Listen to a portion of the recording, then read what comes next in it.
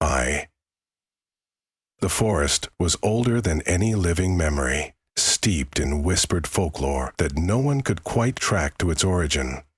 Villagers who lived on its outskirts entertained a familial dread of this massive woodland, as though something intangible in the soil and air could seize upon unwary travelers. Thick canopies of ancient oak and twisted willow trapped the daylight, leaving the ground in perpetual twilight. Gnarled roots snaked across the forest floor, forming natural traps and uneven trails. A hush seemed to descend under those branches, as if even the birds and insects recognized some unspoken menace in the glades and hollows. Unnatural shapes flickered at the edges of one's peripheral vision. Shadows that leapt across tree trunks but disappeared when one turned to face them. Children in the nearby town whispered stories of a monstrous tree that bore hearts instead of fruit, each beating to the rhythm of a cursed soul. None could confirm whether these stories were the imaginative spawn of nightmares or if somewhere beyond the twisting brambles a ghastly presence truly held sway.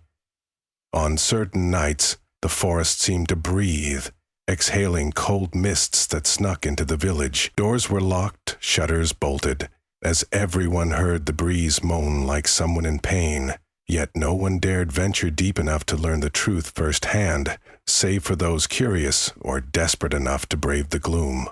For in times of famine or distress, a few travelers would vanish inside those woods, only to be found wandering days later, their eyes vacant, hearts pounding in their chests with a frantic beat, like a thing possessed. They seldom remembered their journeys, stumbling home with a hopeless, haunted look.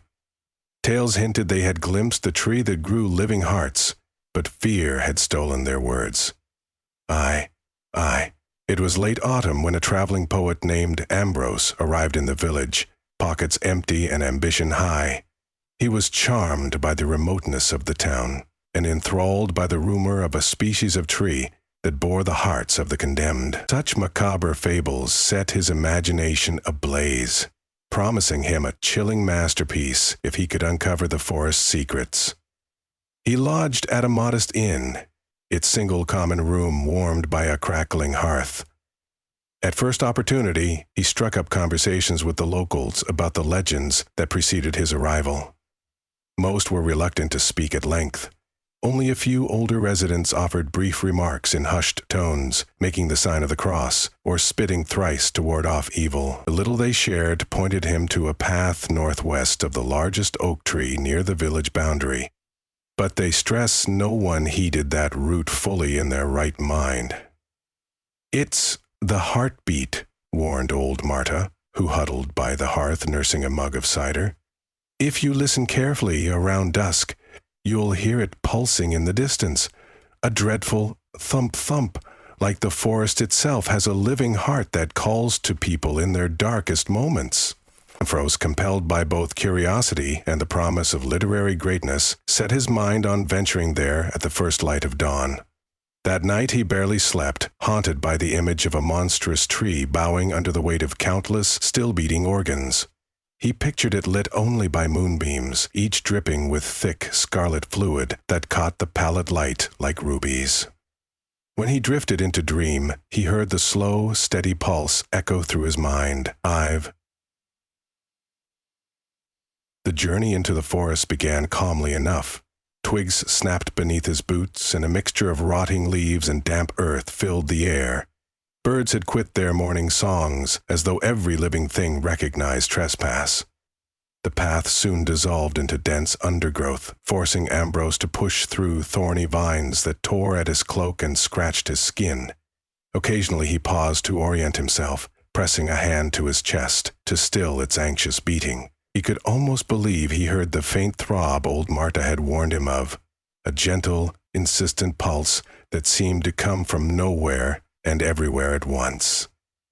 Deeper in, the forest seemed to open up, revealing sunken clearings with rotted stumps and moss-covered stones. He chanced upon patches of wildflowers that seemed strangely vibrant, their brilliant blue and purple petals incongruous against the otherwise dark surroundings. Oddly enough, the air felt colder, As if each step sank him further into some subterranean realm, roots jutted from the ground like exposed ribs, making each step treacherous. Once, he could have sworn a dark shape darted between the trunks, but when he whipped around there was nothing. Just a rising sense of disquiet thrumming through his veins, urging him to turn back. But his ambition proved stronger than his fear. With slow, careful steps, he listened to every rustle of leaves, every faint whisper riding the breeze. And then, quite suddenly, he felt it, a definitive pulse beneath his feet, as though the soil had its own heartbeat. His palms grew clammy and he pressed further, guided now by an unplaceable compulsion that tethered him to the source of that rhythmic drumming. Ivy time lost all meaning as he traversed the shadows. The canopy grew thicker, until even midday light was choked to a thick gloom. The hush draped over Ambrose like a funeral shroud. He found himself on the verge of calling out, though to what or whom he could not say. Sweat beaded at his temples, yet his breath frosted the air. It was as if he was crossing an invisible threshold from the mortal world into a realm governed by older, cruel laws. A sense of derangement began to scratch at his mind. He saw shapes in the bark of the nearby trees, twisted faces, contorted in silence, as if each trunk bore the imprint of a captive soul, gnarly branches extended like beckoning arms. Once, a low, whispery moan drifted through the leaves, and he swiveled about, heart pounding. But the sound receded, leaving him with only the forest's stifling hush. He pressed on, though a pang of dread clapped at his chest, intensifying with every step. Then he sensed it, on a breeze that seemed to come from nowhere, a faint, iron-tinged odor that twisted his stomach. Blood. The pulse beneath the ground grew stronger, matching the rhythm of his own heartbeat. He pressed through one last cluster of brambles and stumbled into a strange clearing. At the clearing's core stood a massive, towering tree, black-barked and ancient, draped in lichen and ribbons of ghostly moss. Here, the stench of iron was overpowering, oppressive, and unmistakable. He stared, speechless, at its branches. Where fruit might dangle from a normal tree, here hung clusters of living, pulsing, hearts-raw, human-like organs that glistened under the weak daylight that filtered through the canopy. Each heart, tethered by a vine-like stem, throbbed in unison. Ba-dum. The sound resonated through Ambrose's bones, an unholy symphony of pulses that made his own heart race to match it. His breaths quickened with a primal revulsion that clashed with a shocked fascination. Despite the horror, he couldn't make himself look away. He hesitated, half expecting the hearts to shrivel or vanish as though they were a trick of the forest's gloom. But they continued to beat, steady and relentless. He moved closer. The trunk's surface seemed carved with strange runes or fractal patterns in a language he did not recognize. Slick sap oozed in places, resembling dark blood. The entire clearing was unnaturally silent, the hush broken only by those rhythmic pulses that filled the silence like an infernal choir. Tearing his gaze from the hearts, Ambrose stepped up to the trunk, resting a trembling hand upon the gnarled bark. It seemed to tremor beneath his touch, as if reacting to his presence. An image flashed in his mind, a vision of a man stumbling, lost, guided here by some sinister beckoning. Then the man's chest tightened, and a phantom shape was drawn out, as if claiming the essence of his heart. The vision vanished, leaving Ambrose with the sensation of wrongness burrowed into his mind.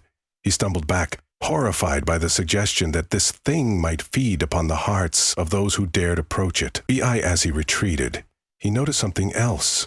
The ground around the base of the tree was littered with crusted fragments, old decayed leaves, twisted vines, as well as something that looked horribly like scraps of dried, leathery flesh.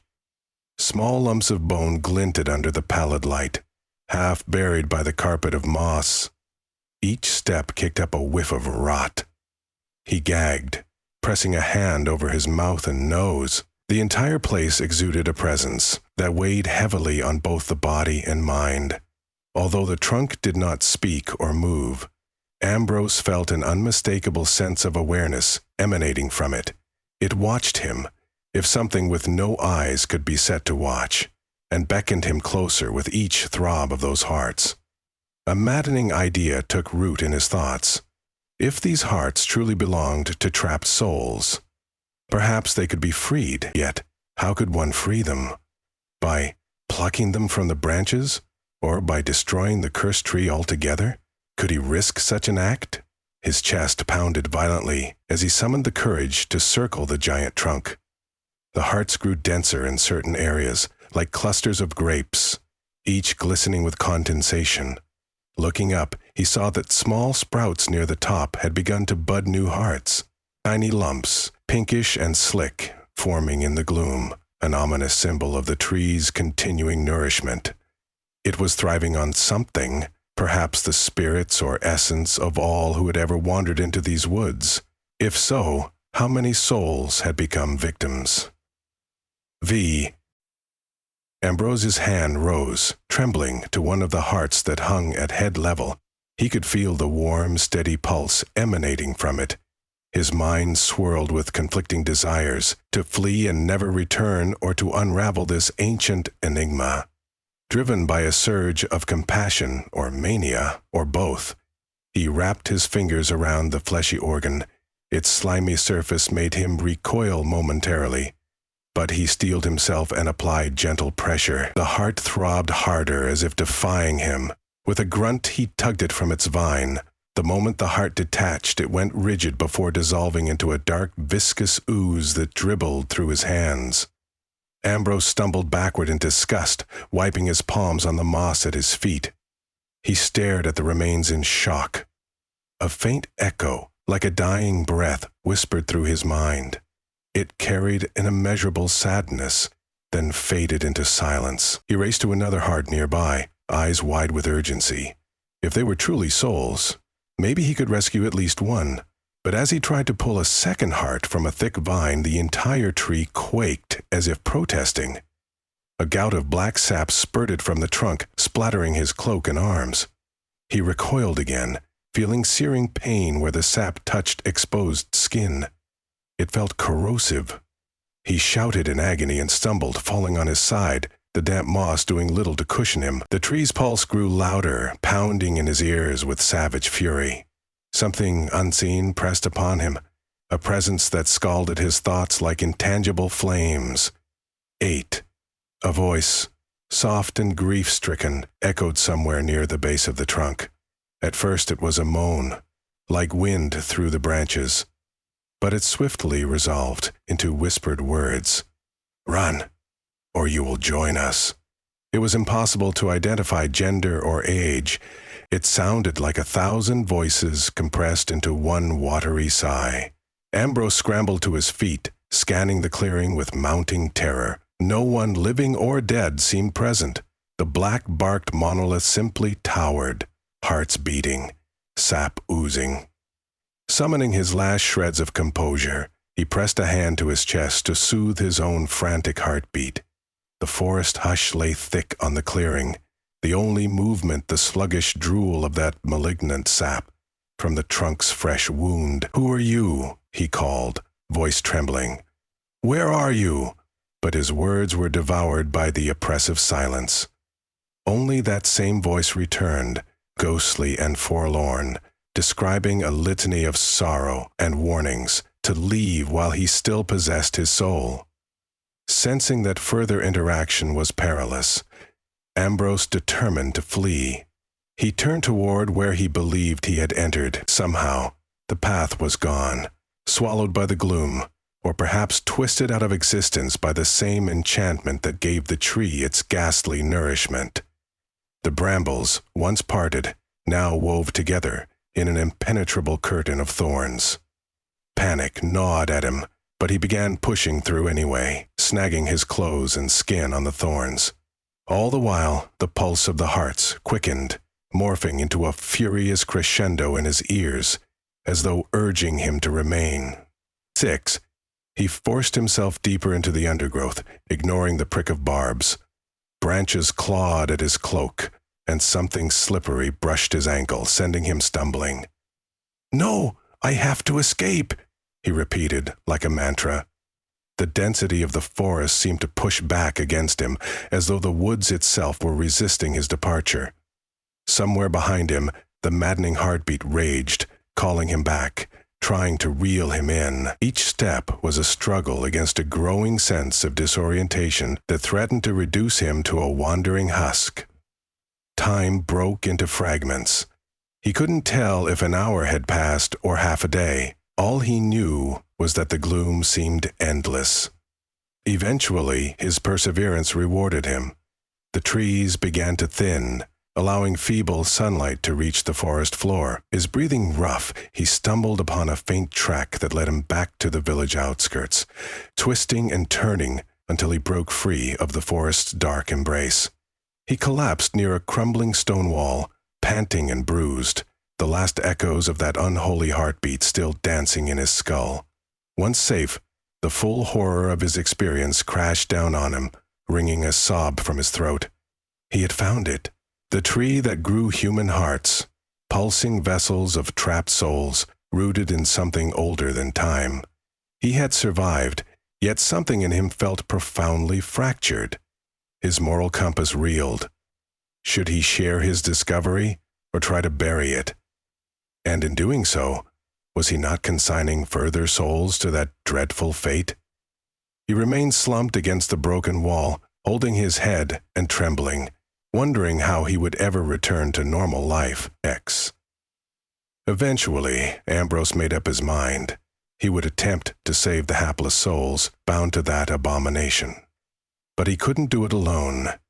That night, recuperating in the dim corner of the inn, he scribbled frantic notes documenting every detail.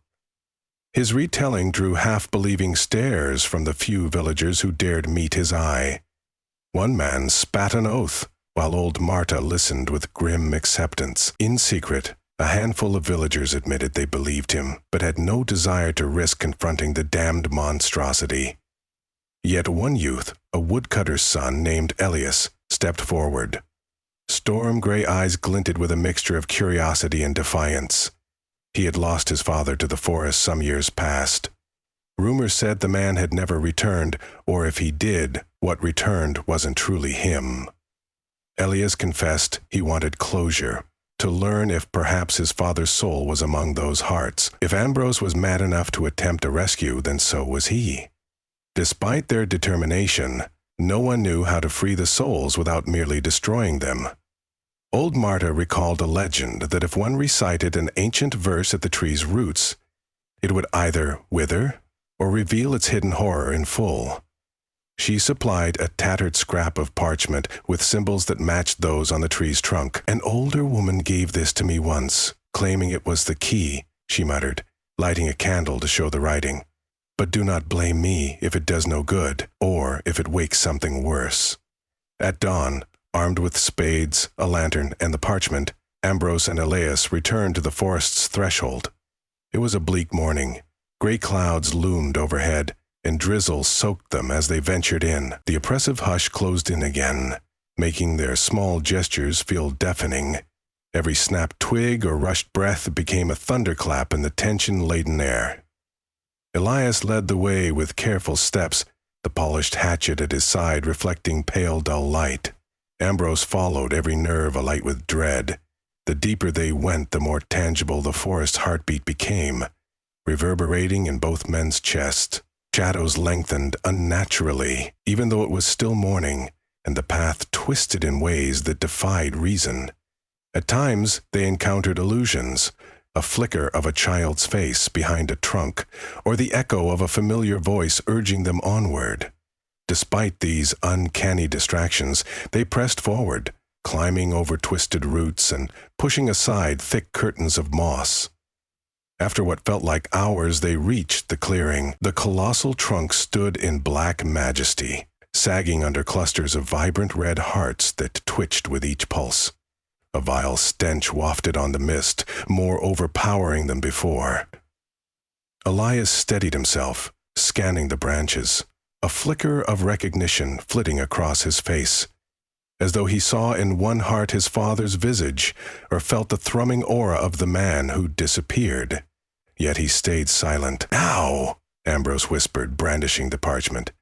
He knelt near the trunk, ignoring how the black sap oozed perilously close to his boots. Carefully, he began to recite the ancient verse, voice wavering. The language felt unnatural on his tongue, forcing its way out in guttural syllables that made his skin crawl. At first, the tree remained silent, as if mocking their efforts. But, as Ambrose continued, the ground shook, tossing both men off balance. Vines jerked to life, lashing at their ankles, and a bitter howling wind spiraled through the clearing. The tree's bark cracked in places, sending rivulets of that dark sap flowing into the soil. Overhead, the hearts began frantically beating, their combined pulse chaotic and deafening. Elias hacked at the vines with his hatchet, freeing them. Another wave of tremors rocked the earth, pitching them forward. Ambrose regained his footing, forcing the last few words out in a desperate shout. With an ear-splitting crack, a vertical fissure split the tree's trunk. A sulfuric odor filled the air, and a swirl of spectral shapes burst from the opening, glowing silhouettes that scattered along the clearing, drifting between the branches. Some of these shapes faded upward swiftly, merging with the gray sky like freed doves, but others hovered, their luminescent eyes fixating on Ambrose and Elias. Within them, sorrow and longing mingled with a burning hunger. The tree quivered again, unleashing a shriek that was neither entirely physical nor wholly spiritual, an anguished roar that forced the men to clutch their ears. As the trunk's wound gaped wider, hearts began to drop from the branches, splattering on the ground in a wet explosion of blackened liquid and pulping matter. In that chaos, Elias glimpsed a faint figure who resembled his father. The specter stood for a heartbeat, offering a silent gesture of sorrow, perhaps apology or farewell, before it dissolved into star-like embers. Elias tried to call out, voice cracking, but the spirit vanished in the swirl of others that shot skyward. Suddenly, the fissure sealed in a violent quake, trapping the rest of the souls inside. The branches drooped, the hearts that remained merged into the bark or shriveled to husks. A final gout of black sap poured onto the soil, releasing a rancid surge of decay. The monstrous trunk was buckling, but the tree did not topple. Instead, it stood, silent and still in the gloom, as if locked in a stalemate between life and oblivion. Ambrose felt the hush return, broken only by their ragged breathing. The forest's heartbeat waned to a slow, tortured murmur. Where the hearts had fallen, dark stains marred the moss, steaming in the cold air. Elias sank to his knees, tears mixing with rain that trickled from overhead. "He's gone," he managed between choked sobs. "Maybe his soul is free now, or lost forever." Ambrose lowered the parchment, eyes brimming with conflict. "I saw hundreds of souls, or at least echoes of them. Some escaped." The thought was bitter-sweet relief.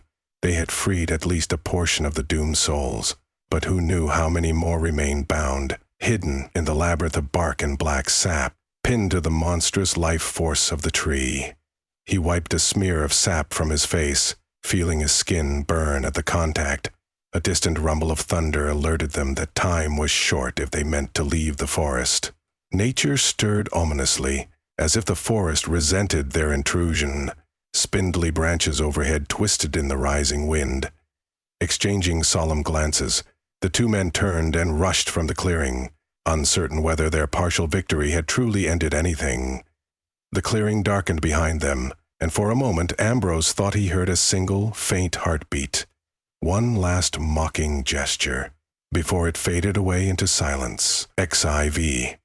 They retraced their steps through bramble and vine, somehow emerging from the forest faster than before. The oppressive gloom receded, replaced by the pale glow of overcast daylight at the tree line. The rain intensified, drenching them, but they pressed on until they reached the old stone wall bordering the village's outskirts. Collapsing under the open sky, they took a moment to breathe, hearts thundering not from the malevolent forest, but from exhaustion and relief. In time, they trudged into the village streets, garnering concerned stares. Elias said nothing about his father, and Ambrose only offered glimpses of what had transpired to those curious enough to ask. The folk who listened grew pale at the mention of the black sap and the ephemeral souls. Some wept, imagining loved ones condemned to that living prison.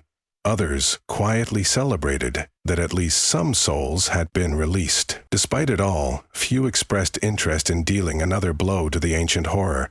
Fear, it seemed, outweighed hope. For a few days, Ambrose lingered in the village, nursing the burns on his skin. He tried to record his experiences in poetic verse, but the words felt hollow, dwarfed by the enormity of what he had witnessed. A creeping dread whispered that the tree was not truly defeated, merely wounded. A portion of its victims had gone free, but it would nurse itself to health with cunning patience, waiting for the next curious or desperate soul to step into its grasp. That knowledge weighed heavily on him. When the day finally came for Ambrose to depart, he and Elias shared a farewell in the inn's small common room, warmed by a meager fire. The youth's face was resolute, a flicker of steel in his eyes. "I can't leave my father's memory to that place," he said quietly. "Someday I might return, try again, or perhaps burn the whole monstrous thing to ash." Ambrose placed a hand on his shoulder, sympathy and guilt entwined in his gaze. The poet slung his pack over his shoulder and walked out onto the muddy road. He cast one last lingering glance at the dark line of treetops beyond the village. The forest loomed, silent, giving no indication of the abomination that dwelled in its depths. But he felt its presence, pulsing faintly through the drizzle, waiting. In his chest he carried a tension that refused to dissipate, a sense that something had grafted to his soul in that clearing. His heart had raced in unison with that dreadful pulse, and he feared, in hushed moments, it might do so again. Though the villagers returned to their routines, harvesting fields, feeding livestock, sharing idle gossip, an air of vigilant dread lingered. People avoided the forest paths even more steadfastly, locking their doors at night, convinced that if they listened too closely to the wind, they might still hear that staccato beat of stolen hearts. Perhaps in the future, a group of determined souls would gather and attempt to eradicate the tree altogether. Perhaps it would wither on its own, thus relinquishing its victims. But until such a day came, the forest remained a place of thrumming, unseen menace. XVI. As Ambrose pressed onward to new towns and new stories, he found he was never quite free from the memory. His dreams often returned him to that dripping trunk and the hearts beating in unholy unison. At times, a face from the swirling spirits confronted him in half-lucid visions, pleading silently as if to ask, "Why did you not save me?" Guilt and sorrow accompanied him like silent companions, spurring him to question the nature of curses and how deeply the forest might still rest inside him. In years to come, rumors of a wounded but unvanquished evil in the forest would spread. Some travelers, emboldened by wild rumors that a hero once won partial victory there, set out to see for themselves. A few never returned, and a few came back changed, haunted by nightmares they refused to speak aloud. The tree remained, a monstrous testament to ancient corruption and the darkest capacities of nature's hold over wandering souls. But the seeds of defiance also took root, in the form of those who believed that one day the forest's curse would meet its end. Even so, the forest abided the cycles of rebirth, seasons turning in its labyrinthine shade. Sharp vines replaced the old, new hearts grew from withered stems, and the ancient trunk encompassed fresh runes whenever wanderers approached. Far from prying eyes, in the silence of an autumn dusk, a faint, low pulse moved through the soil like a serpent, heralding the sorrow of countless lost souls. For as long as the hearts continued to grow in place of fruit, the tragedy would repeat, and the forest would remain an eternal domain of living nightmares. For Ambrose, the echoes of that heartbeat became a dark muse, fueling his poetry with unearthly terror and unredeemed longing. With every word he wrote, the memory of those hearts weighed against the page, a reminder of a place where souls sank into earth and wood. He carried his burden onward, hoping that fate or providence might one day bring deliverance, not only for those lost in the forest's hungry canopy, but also for anyone cursed with the memory of a place where hearts beat in strangled unison, trapped in the tight grip of nature's oldest and cruelest magic.